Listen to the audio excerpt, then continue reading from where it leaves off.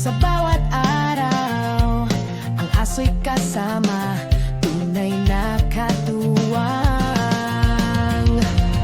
Barbar, halika na, kwento ng aso, saya'y dala. Sa tagumpay, it's all good, man's best friend, understood. Wagging tails, good vibes, kasama mo sa iyong buhay. Aso, katagumpay, sa tagumpay.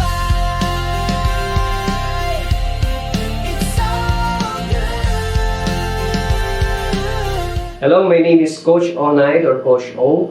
Ako po isang professional canine behaviorist. Meron po ako more than 20 years of experience as a dog trainer.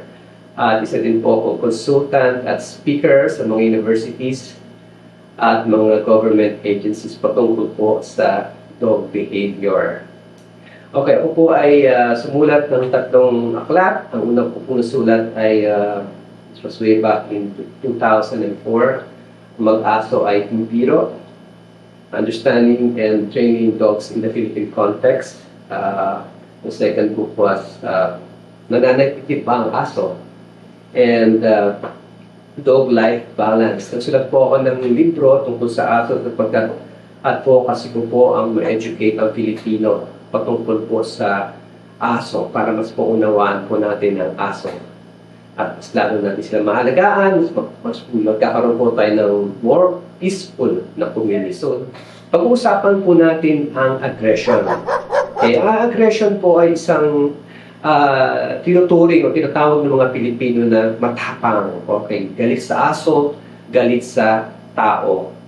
Pero pag-usapan muna natin po yung aggression towards other dogs. Okay, meron po mga aso na mabait sa tao pero aggressive sa mga aso. Meron namang aso na talagang aggressive kahit kanino. Pero pag-usapan lang po natin yung mga dogs na aggressive din sa ibang mga aso. Okay. Unang-una sa lahat po, ang dapat natin maintindihan kung ang aso niyo po ay isang matapang na aso. Pag nilalabas niyo ay tila lahat na lang kaya habulin tahol ng tahol. Ang una pong gagawin natin is to identify bakit po siya naging aggressive. Okay? Kadalasan po sa aking karanasan, ang aggression po ay nagbumula po ito sa kanilang pagiging under-socialized. Pag sinabi pong under-socialized, kulang po sila sa exposure sa ibang aso, sa ibang tao, sa ibang lugar. At ito po yung mga aso na madalas na nakatali lang. Hindi lang madalas, if not, maybe the whole day, all their lives, kailangan nandun lang sila sa kulungan at nandun lang sila lamang sila sa tabi at nakatali. Sabi ng mga matatanda, kung sino tumapang yung aso nyo, kailangan nyo po siyang itali. Totoo po yun, nangyayari po yun. Bakit po nangyayari yun? Kasi by nature po, ang mga aso ay they are protective of their territory. Resource nila, ginagwardyahan nila yan. Okay, so kapag ang aso po ay tinali nyo ng mga 2 metro o ikinulong nyo sa 2 by 2 meters, 2 by 2 feet, depende sa size ng aso nyo, no? Ang spasyo po na yun, yung space na yun, ayun lang po tinuturo nila na safe space nila. Okay? Kaya kung lalapit ka po doon, sa kanila nagiging threat na yun. Hindi ko sinasabi na hindi niyo pwedeng kulong pag kinakailangan. Ang pinag-usapan po natin dito yung mga asong buong buhay nila o buong maghapon nandun lang. Okay? Ngayon, kung ang aso po ay nakatali lagi, nakakulong lagi, wala po siyang social exposure. So, ang tingin niya po sa isang tao man yan, o isang hayop, or isang aso na katulad niya, ay laging threat sa kanya. So, inuunahan niya po ito. Sa psychology, sa tao, tinatawag natin flight or fight, di ba? Kadalasan, ng mga aso, ang kanilang response sa ganito is fight. Inila nila na nangipin, tinatahol nila pa rin, sabi nila, huwag ka lumapit dito, kakagating kita. Actually, karamihan po ng mga aggressive dogs ay bungayan ng kanilang takot, baka po sila ay sugurin, baka sila po ay natetreten. Okay? So, ano po yung solusyon natin? Okay, number 1, very basic. Alam natin kung ano yung reason ba't sila naging aggressive.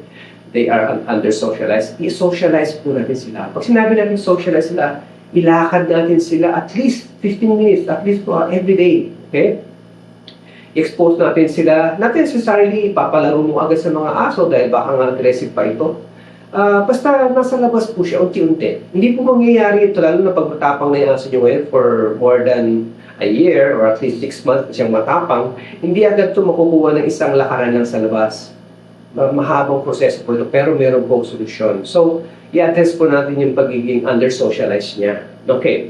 So, sasabihin niyo, oh, Kosyo, bakit kaya? Paano to? Pag nilabas ko yung aso ko, sinubukan ko na ito ilabas, kaya lang pag nilabas ko, nakikipag-away lang. Okay, so dito po papasok yung tinatawag natin na muscle. Okay, yung muscle sa Tagalog. Contrary po sa mga pag-ibig, iba, hindi daw po yung main yung paglagay ng muscle. Hindi po totoo yun. Ang purpose po ng muscle is para na ma-restrain yung aso para umangat. Nakakahinga po siya, nakakabuka yung bibig. Okay?